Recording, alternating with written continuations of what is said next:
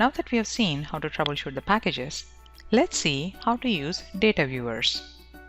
Let's say you have a data flow with dozens of transforms moving thousands of rows to a destination. Opening the destination reveals that the columns are not showing the data you expected. So, how would you know which transform is causing the problem? It may be hard to determine by just examining the data in the destination. This situation is where data viewers make tracking data changes much easier. Data viewers are a development tool used to glance at the data during the data flow execution phase of a package. They cause a small pop-up window to show the data at certain points in a data flow. Data viewers should be removed before moving a package to production. If the data viewers remain on a package, the package will not stop at the point the data viewer is called, and the data viewer will load in memory and use unnecessary buffers.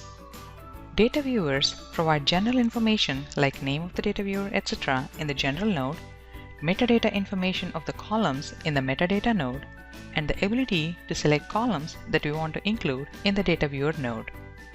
Now that we've learned about data viewers, let's see how to actually use them. Let's create a new package and rename it as Data Viewer Demo.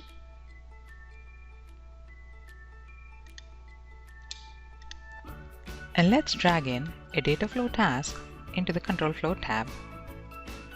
Let's double click the data flow task and let's select an OLEDB source.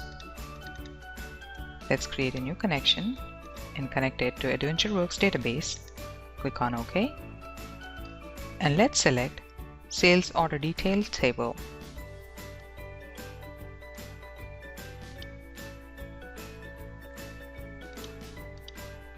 Click on OK.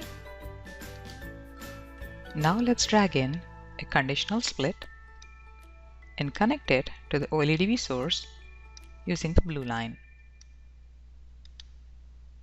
Let's click on the blue data flow, go to Data Viewer, and click on Enable Data Viewer, and let's select all the columns to be displayed.